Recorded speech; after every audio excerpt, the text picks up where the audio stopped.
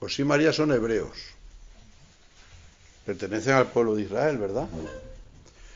Y dentro del pueblo de Israel, ¿dónde los podíamos situar? En el pueblo de Israel había un montón de grupos, ¿no? Había fariseos, saduceos, estaban los que querían una revolución, que eran los celotas. ¿Y ellos dónde estaban? Pues ellos, ¿no? De las tribus de ellos eran, pertenecían a la tribu de Judá. Y de la Zabulón. Sí, eso es la tierra de Nazaret, pero ellos, ¿qué eran? Era todavía más profundo. Esas son las tribus, ellos son hebreos, son de una tribu concreta, de un pueblo concreto, vivían en Galilea, en la zona norte, que no tenía fama de muy creyente, pero pertenecían a un grupo de personas que los especialistas llaman anahuí. ¿Qué son los anahuí? Son los pobres de Yahvé. ¿Y qué diferenciaba a esta gente? Pues tenían dos cosas. Una, que eran profundamente creyentes. Aunque eran galileos, eran personas creyentes. Por ejemplo, a José se le designa como justo. Y el justo en Israel siempre era el hombre que vivía conforme a la ley, que es el contenido de la alianza. Por una parte, creyentes, pero por otra parte, con un corazón abierto a una esperanza concreta.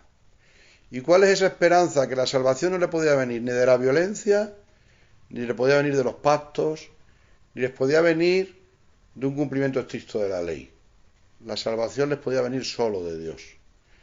Entonces tenían la esperanza mesiánica, la esperanza en la venida de un enviado de Dios.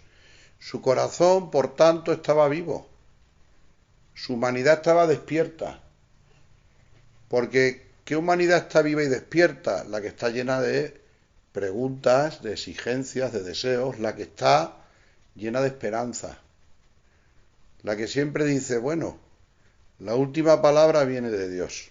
Y estos pertenecían a este pueblo, a esta parte de Israel, que precisamente era lo que a lo mejor llaman en el Antiguo Testamento los anarés, que son el pueblo de la tierra, eran los más sencillos. Pero, como dice Jesús en el Evangelio, te doy gracias, Padre, porque has revelado estas cosas a los sencillos, a los humildes, y no se las has querido revelar a la gente soberbia, a los que se creen que son sabios, a los que quieren vivir desde sí mismos y no desde Dios. Entonces, personas creyentes, personas abiertas a la esperanza. Y hay otro rasgo, hemos dicho dos, pero hay otro que aparece, ¿no? Y que surge de estos dos rasgos. ¿Sabéis cuál es? La humildad.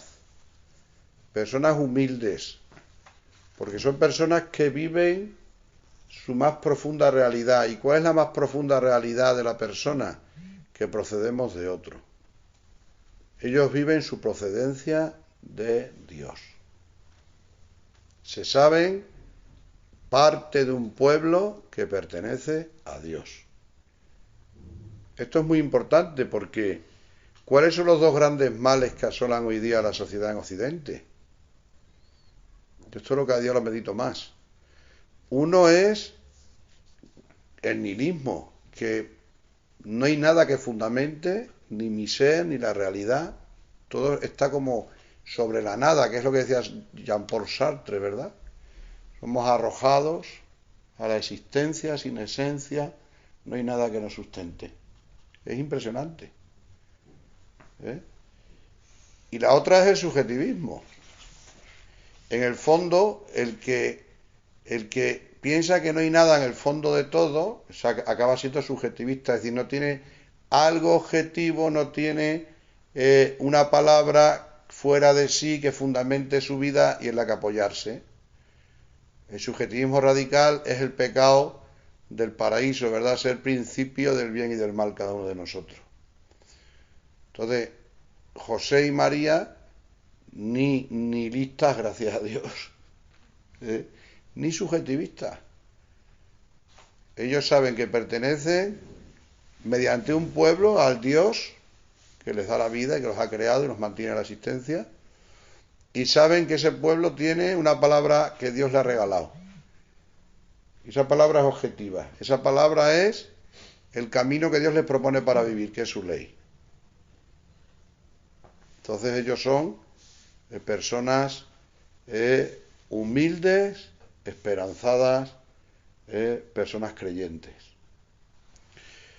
Esto es importante porque si nos vamos al Antiguo Testamento, la palabra más fuerte y la que repiten los israelitas y se la repiten los hijos a sus padres, los padres a sus hijos y los hijos a sus hijos, es la palabra que aparece en el libro del Deuteronomio, en el capítulo 6. Y es una oración muy importante que también nosotros los cristianos estamos llamados a transmitir a nuestros hijos. Esta oración, os la voy a leer, está en el Deuteronomio capítulo 6, versículos 4 al 9. Esta oración que se llama el Semá, por cómo empieza, Semá en hebreo se traduce al castellano escucha, Semá Israel, ellos dicen en hebreo, Semá Israel, Adonai Elohenu, Adonai Echad. Escucha Israel, el Señor es uno es el Señor. Pues esto es más amplio, como aparece en Deuteronomio, y era lo que tenían ellos grabados en el corazón. No aparece aquí la segunda parte del mandamiento del amor que nos transmite Jesús, el amor al prójimo. Ahora en este momento no me interesa a mí subrayar eso. Me interesa esta oración que llevaban José y María como hebreos en lo más profundo de su corazón. Y dice así: escucha Israel, eso es Semá Israel. Yahvé nuestro Dios es el único Yahvé. Amarás a Yahvé tu Dios con todo tu corazón, con toda tu alma y con todas tus fuerzas. Que penetren en tu mente estas palabras que yo te dicto hoy. Se las repetirás a tus hijos. Les salvarás de ellas tanto si estás en casa como si vas de viaje, así acostado como levantado. Las atarás a tu mano como una señal y serán como una insignia entre tus ojos. Las escribirás en las jambas de tu casa y en tus puertas. Esto es el Semá. Especialmente la primera parte: amarás a Yahvé tu Dios con todo tu corazón, con toda tu alma y con todas tus fuerzas. Acostado y levantado. Es decir, lo primero que tienes que decirle al hijo cuando se levanta es el Semá. Y cuando se acuesta en la camita antes de dormir, el Semá. Eso los hebreos lo tienen grabado. Y es curioso lo que dice, fijaros si dice, las atarás a tu mano. ¿Habéis visto alguna vez alguna foto o alguna película de los fariseos que van con las filastelias y que llevan en su mano llevan el Semá, aquí? Y lo llevan en la frente, una especie de casquetito pequeño que llevan aquí, atado con una cuerda. Eso es el Semá. Lo llevarás en tu frente y lo llevan ahí. No sé si lo sabíais, ahí lo llevan, Y en las puertas de las casas tienen, creo que se llama la mesurá o algo así, y ellos al entrar en casa y al salir la tocan. ¿Y sabéis qué está escrito dentro? El Semá. O sea, José y María tienen en su corazón ese mandato: amarás al Señor tu Dios con todo tu corazón, con toda tu mente y con todas tus fuerzas. Y ese mandato, ¿cómo desarrollarlo en la vida? ¿Cómo amas tú al Señor con todo tu corazón, mente y fuerza? Pues tú puedes amar al Señor haciendo su santa voluntad. Eso un hebreo, José y María, lo tienen grabado en el corazón. Hacer la voluntad de Dios. Qué importante, por tanto, es la educación que José y María recibieron en su pueblo y las características que hemos dicho, ¿verdad? Creyentes, humildes, esperanzados, ¿verdad? ¿Por qué? Porque en la vida de José y de María va a intervenir Dios de una manera radical y les va a manifestar su voluntad, a los dos. Esto es muy importante después para la vida del matrimonio, de la Sagrada Familia, ¿eh? La anunciación a María, sabéis que la tenemos en Lucas 1, 26, 38, un texto precioso, ¿verdad? Uno de los más bonitos de toda la Biblia. Y ahí entra el Señor en la vida de María. María ha sido preparada desde siempre para ser la madre de Jesucristo. Por eso la Iglesia ha declarado un dogma precioso, que es el de la Inmaculada Concepción. María fue redimida siendo preservada precisamente para que no tuviera obstáculos, siendo hija de Dios, para hacer la voluntad del Padre. Pero María era libre. Entonces en ese instante entra el ángel Gabriel y la anuncia a María. Probablemente a María le rompe todos sus esquemas. ¿Qué edad tendría María cuando el ángel le hace la anunciación? Pues probablemente había abandonado la pubertad hacía poquito. Era un adolescente entre 14 y 16 años. Era la época normal en que se prometían en Israel en aquella época. No había lo que hay ahora, adolescencia prolongada. Y normalmente, una vez que la mujer ya podía tener hijos, ya era prometida a alguien al poco tiempo. Eran las costumbres de la época. Ten en cuenta que la gente también vivía mucho menos años. Hoy día la vida se prolonga.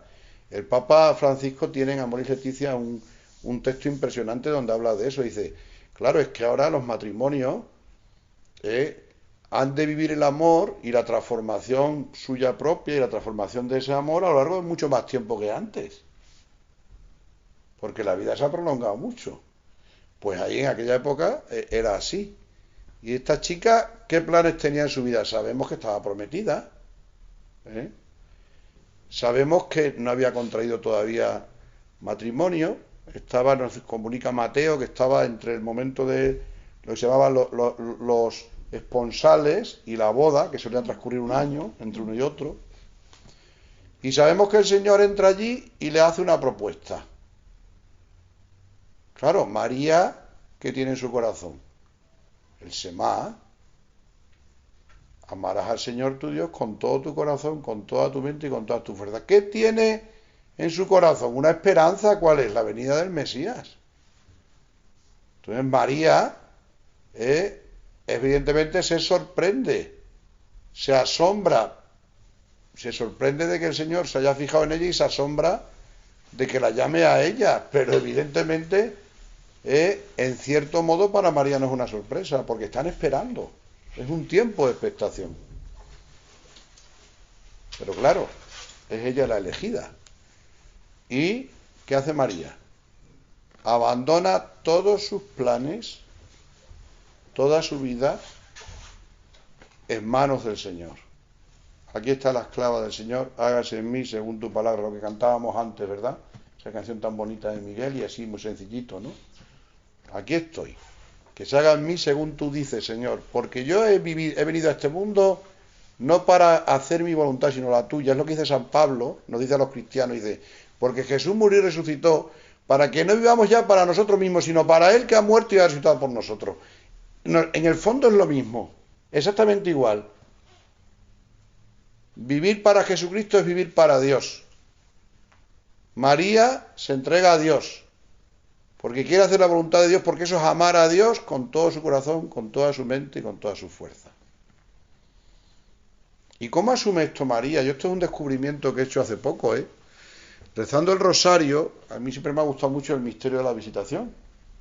Después de la anunciación, ya sabéis que María, pues se va, la mujer, a cuidar a Isabel, que está grávida, que es muy mayor, ¿verdad? Y a mí me llama mucho la atención este misterio de la visitación, porque normalmente se le ha dado una interpretación, que tampoco es mala, pero bastante moralista. María, a pesar de que ella también está en estado, se va a ayudar a la otra y no le importa ir a ayudarla. Bien, pero hay algo mucho más profundo. Hay algo mucho más profundo. María, el ángel le ha dicho que Isabel está esperando un hijo y sabe que quien la puede comprender es Isabel. y se va a Ain Karim, según la tradición es allí donde vivía Isabel, es un sitio precioso allí en Israel, en el monte, y se va allí a compartir lo que ha vivido con esa mujer que también ha experimentado lo que es dar vida habiendo sido estéril toda su vida y que está gestando al precursor de Jesús, a Juan. Y se va allí, y cuando llegan allí, la visitación, que está a continuación de la Anunciación, en Lucas 2:22, Lucas 1:39-56, cuando se va allí, es que es un estallido de alegría. Es impresionante el texto de la visitación, es alegría pura, intensa, alegría de Isabel, porque viene la que el Señor ha elegido para ser madre del que su hijo va a ser precursor, impresionante.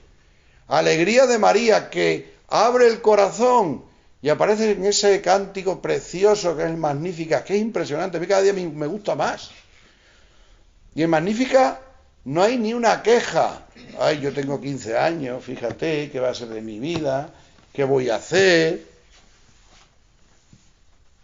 Proclama mi alma la grandeza del Señor, se ha fijado en mí, en la humildad de su esclava.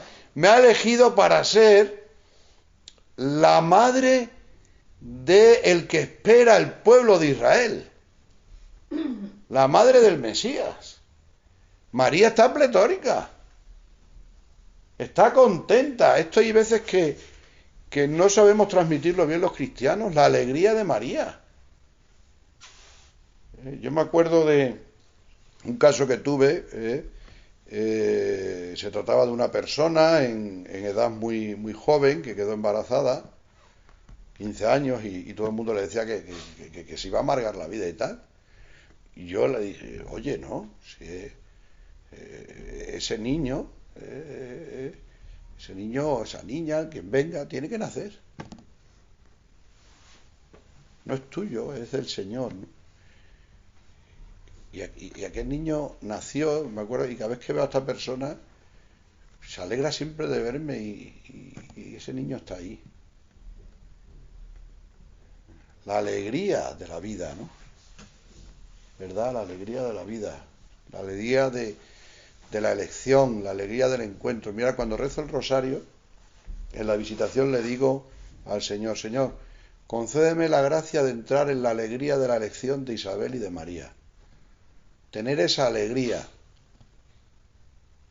en mi vida, estar contento porque tú te has fijado en mí a pesar que sabes lo desastre que soy, que lo soy, y hasta un punto que no os podéis imaginar. Es hermoso ese texto de la visitación. ¿Y qué pasa con José? Nuestro amigo José. A mí José me cae muy bien, además estoy en la parroquia de San José, no puedo decir otra cosa. Pero en Mateo 1, 18-25, yo siempre llamo a este texto la anunciación a José. La anunciación a María, la anunciación a José. Y en lo de José aparece mucho más duro, el texto y todo. En Mateo, el autor, Lucas es, por decirlo así, es más plástico, ¿no? Mateo es más judaico. Es un hombre que escribe además para un auditorio probablemente judío, ¿no? De una comunidad judeocristiana. Y Mateo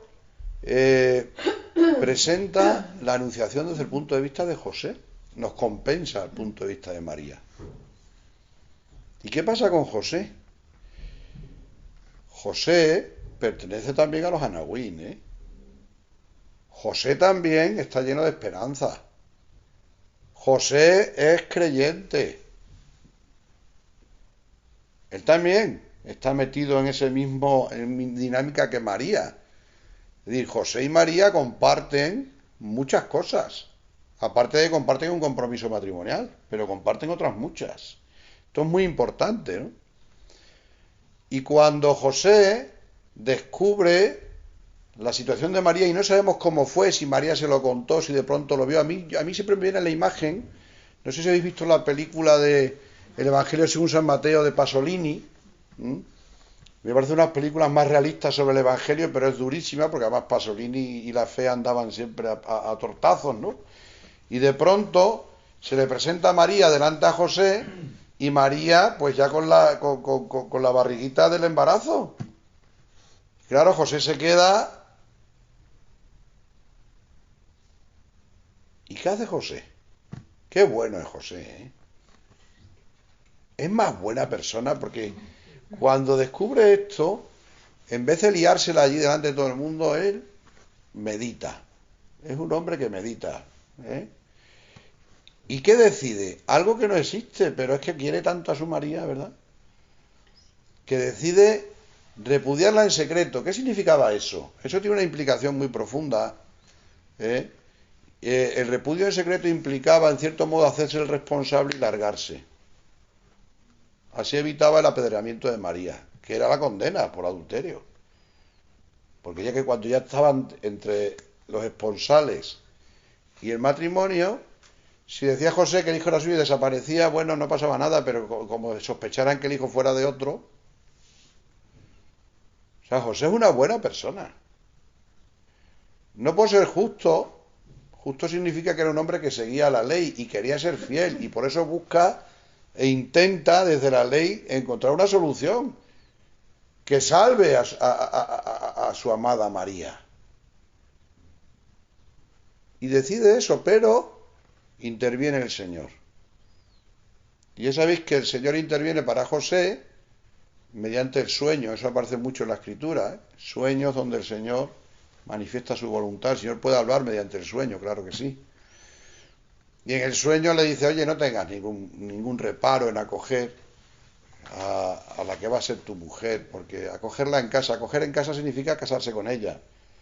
Era el momento del matrimonio, era cuando ya el marido acogía a la mujer en su casa y ya empezaban a vivir juntos, ¿no? Dice, no tengas miedo de acogerla, ¿eh? Porque la criatura que hay en ella es mía,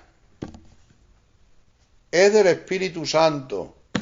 ¿Qué tecla salta en José en ese momento? Escucha, Israel, amarás al Señor tu Dios con todo tu corazón, con toda tu mente y con todas tus fuerzas. Si ese hijo es de Dios, yo lo acepto, porque es la voluntad de Dios. Y no hay más que discutir, ¿eh? No hay más que discutir. José le pasa como a María, ni se queja, no aparece una queja en el Evangelio. Es verdad que está tan impresionado que no dice nada, porque José no dice nada en los Evangelios. Actúa. José hizo lo que le indicó el ángel. Acogió a María. Dos personas creyentes que tienen en común una cosa, José y María. Por encima de todo quieren hacer la voluntad de Dios. ¿O no es verdad? Por encima de todo, ellos quieren hacer la voluntad de Dios. No quieren vivir para sí mismos, sino para Dios y para hacer su santa voluntad. Y estos dos se casan.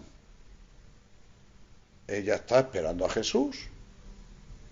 José la acoge en su casa y decide que él va a ser, ante los ojos de toda la sociedad, el padre de ese niño. Hay un dato, en Lucas el nombre lo pone María, pero en Mateo el nombre al niño lo pone José, porque dice el Talmud que quien pone el nombre a un niño reconoce su paternidad sobre él.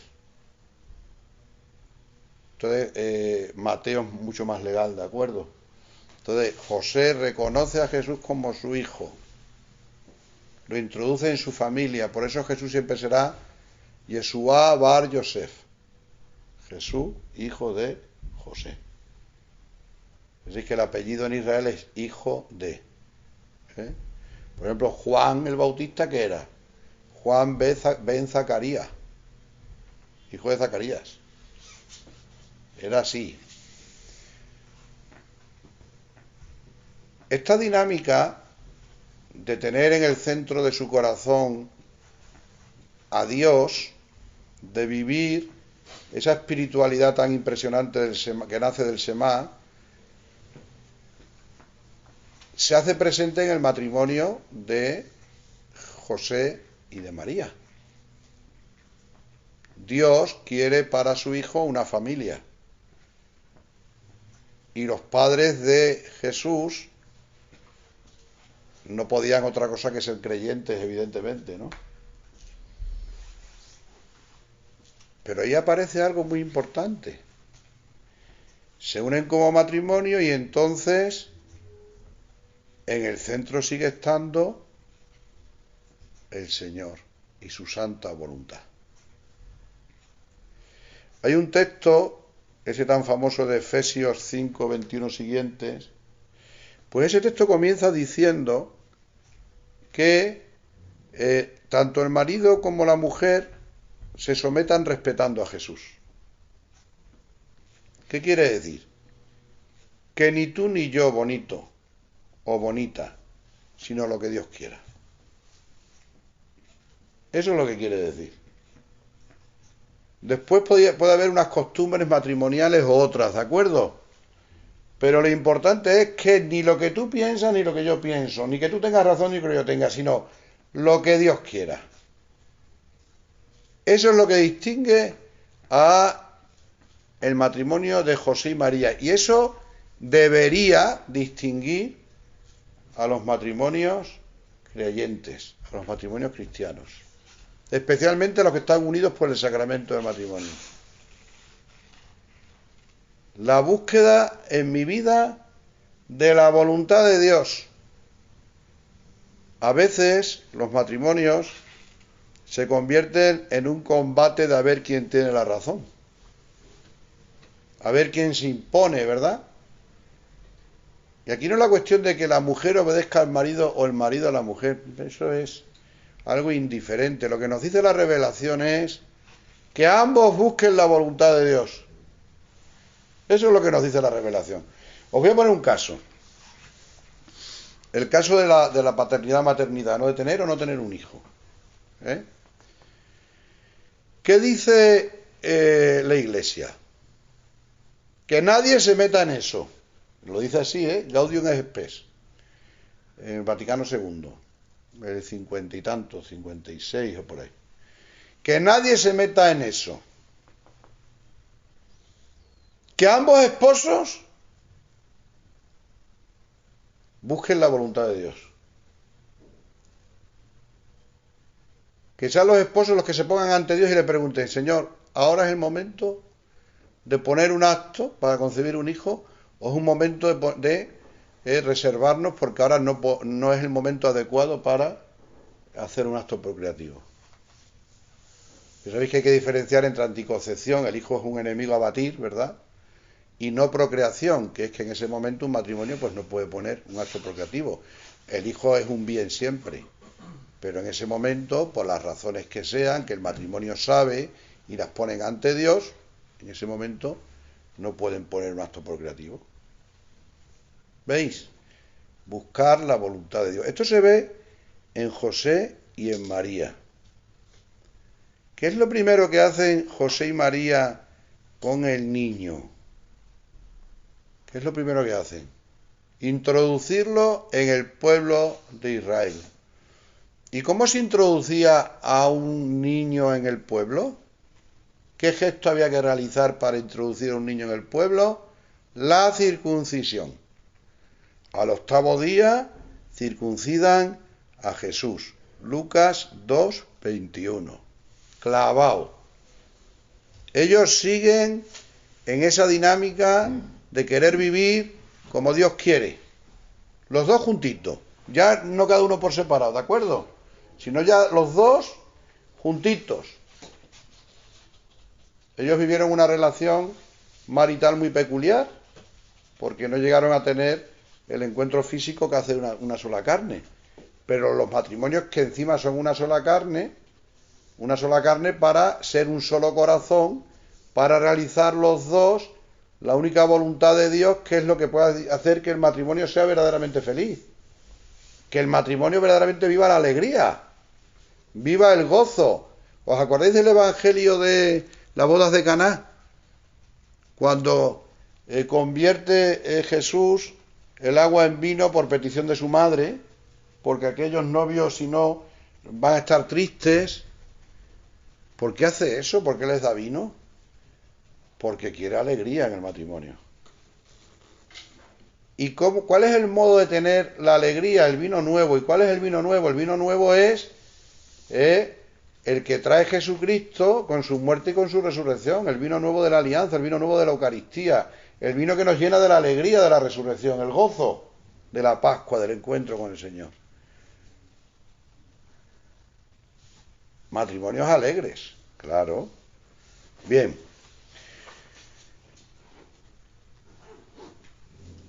Pero es que ahí no acaba la cosa. Hay gente que dice, bueno, parece que Lucas y Mateo. ¿Cuál es el segundo gesto que hacen José y María con Jesús? Primero la circuncisión, ¿verdad? ¿Cuál es el segundo gesto? Pasado el tiempo que mandaba la ley, 34 días, lo que diríamos la cuarentena después del parto, ¿a dónde van José y María? Ellos están en Belén en ese instante. Sabéis que José era de la familia de David y que su raíz estaba en Belén y tuvieron que ir al censo y nació el niño en Belén. Belén no está lejos de Jerusalén. Entonces, ¿qué hacen? Van a Jerusalén. ¿Y qué hacen? La presentación del niño. La presentación del niño en el templo, que no era obligatoria, era más obligatorio la purificación de la mujer en aquella época. Yo aquí siempre llamo al misterio la presentación del niño porque nunca he pensado que el derramamiento de sangre en un parto sea nada impuro. Es un misterio maravilloso de amor el que una madre da a luz a su hijo, ¿verdad? Pero bueno, eran las costumbres de la época y ellos lo hacían todo. Pero sobre todo había que presentar el sacrificio por el primogénito. ¿Y qué había que presentar? ¿Qué había que ofrecer? Dos tórtolas, los más pobres. Los más ricos ofrecían corderos, borreguitos. Me imagino que los más ricos vamos a alguna vaca. Pero ellos, ¿qué ofrecieron? 2 tórtolas o 2 pichones. Porque decía la ley de Israel que los primogénitos pertenecen al Señor. Rescatarás a todo primogénito de tu familia o de tu ganado. Dice, pero a tu hijo siempre lo rescatarás. Entonces van y cumplen la ley. Dice uno, madre, no, es que ellos son hebreos hasta, como decimos aquí en Extremadura, hasta las trancas. Y quieren vivir de tal manera que estén siempre cerca de ese amor, de ese Dios que les ha elegido. A mí eso me llama la atención, porque ¿de dónde nace la moral? ¿De dónde nace nuestro comportamiento cristiano? Pues cuando uno se ha encontrado con Jesucristo y con el amor de Jesucristo, ¿cuál es su deseo? No separarse nunca de ese amor, ¿verdad? José y María han conocido el amor de Dios, que los ha unido, que los ha hecho padre y madre de ese niño, que para ellos se está desarrollando ante sus ojos como cualquier niño, ¿verdad? Y no quieren separarse nunca del amor de ese Dios que las ha elegido. La moral nuestra es responsorial, nace de un encuentro y es querer vivir de tal manera que nunca nos separemos del amor que nos constituye, que es el amor de Dios, manifestado en Jesucristo. Pues así quieren vivir José y María, ¿verdad? Quieren vivir de tal manera que siempre tengan ese amor en su corazón, que no se separen de ese amor. Es que a veces decimos, no, es que ellos no, ellos tenían ese deseo grande en su corazón de amar a Dios, y veis que lo repito como un estribillo, ¿verdad? Con todo su corazón, con toda su mente, con todo su ser. Querían amarlo tanto por separado como siendo un matrimonio. Podríamos ver más ejemplos, ¿no? De cómo José y María obedecen al Señor, después tienen que huir a Egipto, ¿os acordáis, verdad? Aquí José tiene un gran protagonismo. José es el que discierne y el que protege, por eso también se llama protector de la Sagrada Familia, porque él la protege y se van a Egipto y vuelven, y al volver resulta que en Israel sigue Herodes mandando y entonces se van, en vez de a Belén, van a Nazaret. Y por eso a Jesús le llaman el Nazareno. Así le llamamos, ¿verdad?, cuando va con la cruz en Semana Santa y ya salió el Nazareno. Porque Jesús, todo el mundo pensaba que era de Nazaret. Nazaret, vivía en Nazaret. Y fijaros, ¿y qué pasó en Nazaret? ¿A qué se dedicaron José y María? ¿A trabajar? No, primero, como siempre, a rezar. Dios en el centro. A trabajar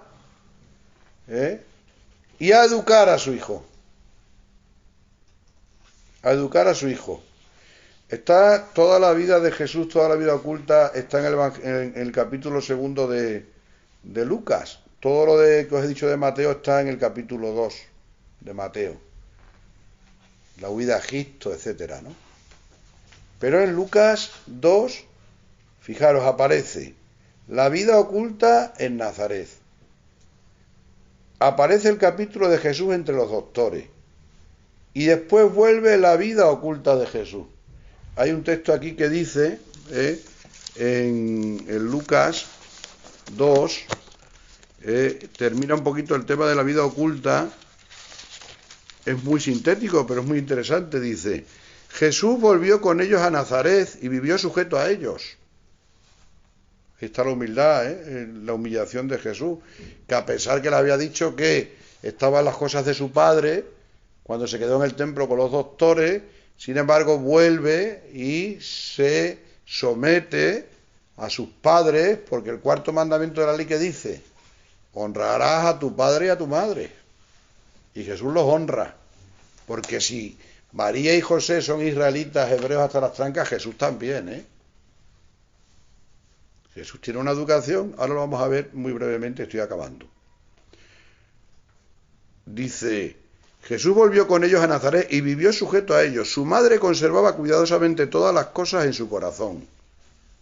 María, ¿verdad? Siempre la oración. ¿Qué es la oración más que llevarlo todo al corazón, verdad? Y ponerse ante el Señor. Decía Teresa de Jesús, estarse amando el amante en el amado, ¿verdad? Estar ahí en esa conversación íntima con el Señor, llevarlo todo al corazón. Jesús crecía en sabiduría, en estatura y en gracia ante Dios y ante los hombres. Última noticia de la vida oculta. Y esto nos habla de un tema muy importante con el que quiero terminar, y es la educación. José y María han sido elegidos por Dios para ser los padres, ¿verdad?, de Jesús e introducirlo en la vida, porque educar es introducir en la vida. ¿Y cómo lo van a introducir? Transmitiéndoles la fe de Israel, transmitiéndoles en primer lugar, ¿qué les transmitían todos los días María y José a su hijo? El Semá, para que pusiera a Dios en el centro de su corazón. Ya sabéis que Jesús va teniendo un desarrollo hasta que su conciencia llega a tener una plena identificación. Muchos hablan que en el momento del bautismo Jesucristo ya tiene una plena conciencia de su raíz última como hijo de Dios, de su filiación como hijo de Dios, su filiación divina, ¿no? Pero yo quería llamar la atención de una cosa. ¿Por qué José y María educan a Jesús así? Le introducen en la ley de Israel, le enseñarían la ley, su padre iría con él a la sinagoga. Probablemente él aprendió a leer la ley y a cantarla, sabemos que conocía la ley. Jesús conocía a los profetas, conocía la escritura, Iban a la sinagoga. ¿Por qué? José y María tenían una conciencia que es muy importante en el matrimonio cristiano respecto a la educación de los hijos. Y es que el Señor les había entregado a ese hijo, se lo había entregado para educarlo, para prepararlo, para que ese hijo no era suyo, que ese hijo es de Dios. Y tenían que llevar a ese hijo al momento en que asumiera por sí mismo, como habían hecho sus padres, la voluntad de Dios para su vida. Enseñar a su hijo a leer, a rezar, a leer la palabra, ¿verdad? A rezar, enseñarle todas las costumbres del pueblo, todo para que ese hijo, también como María, llevándolo todo al corazón en oración, descubriera su verdadera misión, su misión de Mesías, su misión de hijo. Eso tal vez sea lo más duro de los padres. Los padres cristianos tienen una conciencia clara y es que sus hijos no son suyos.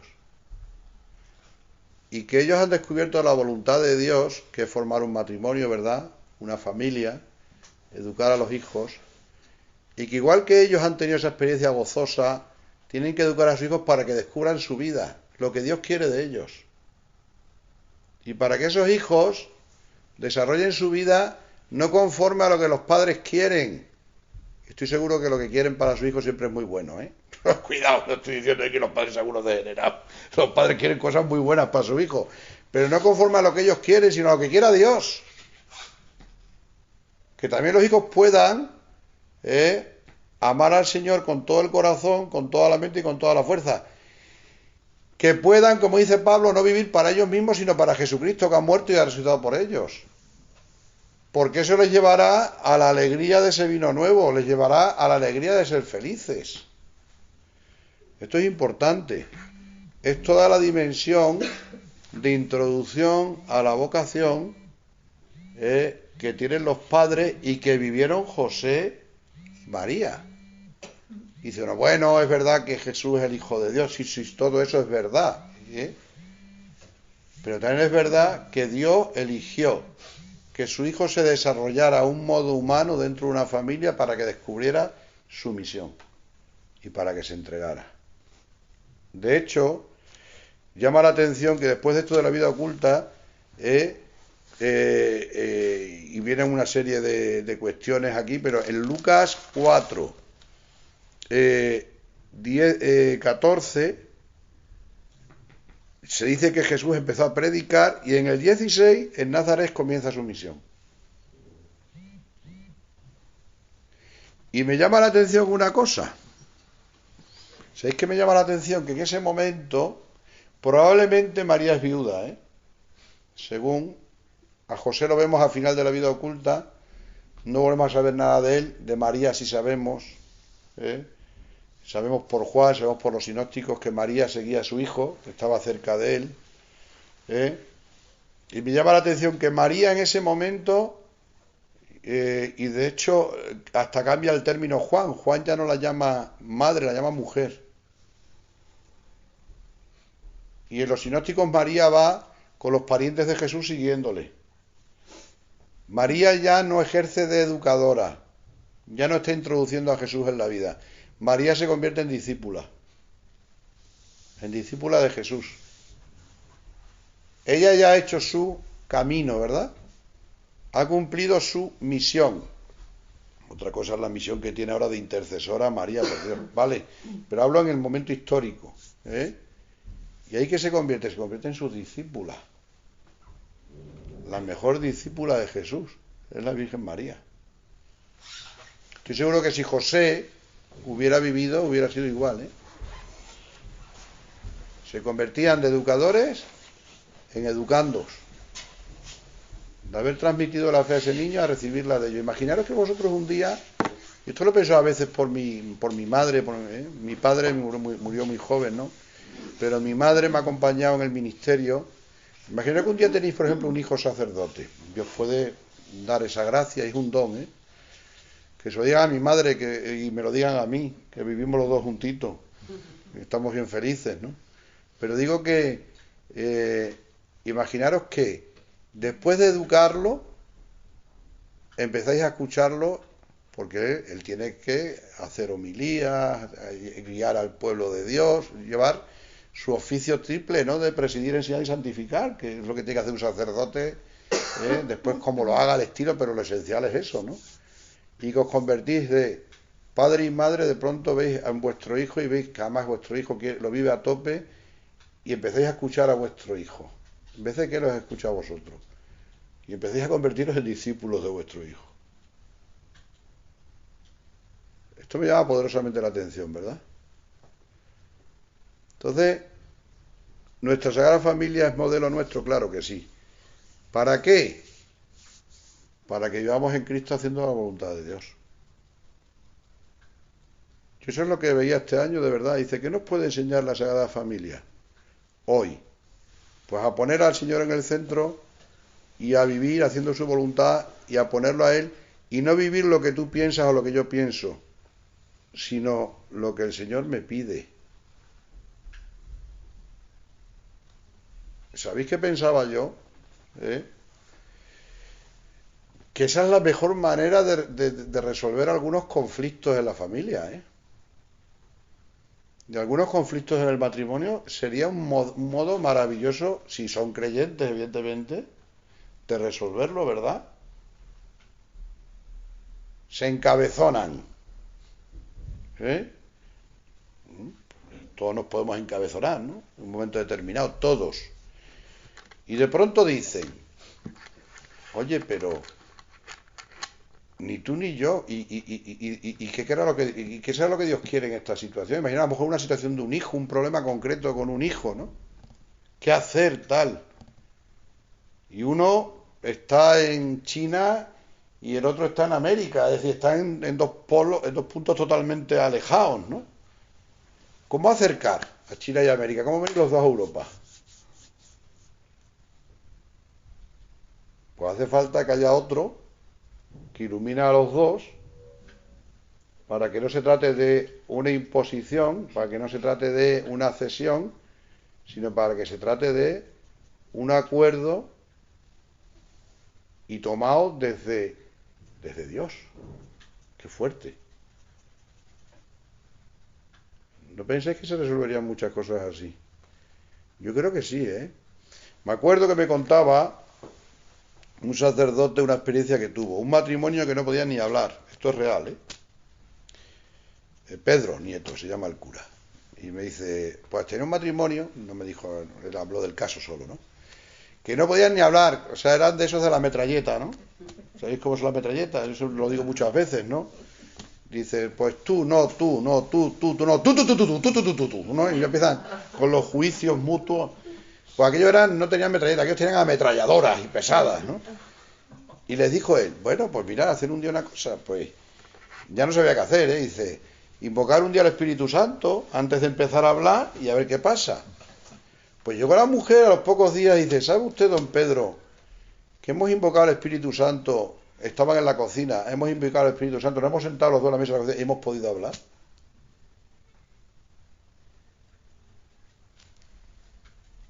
Esto es un caso real, es decir, poner al Señor y amarlo con todo el corazón, con toda la mente y con todo el ser es un camino de vida, ¿eh? Que nos enseñan hoy Jesús, María y José, porque ellos lo hicieron.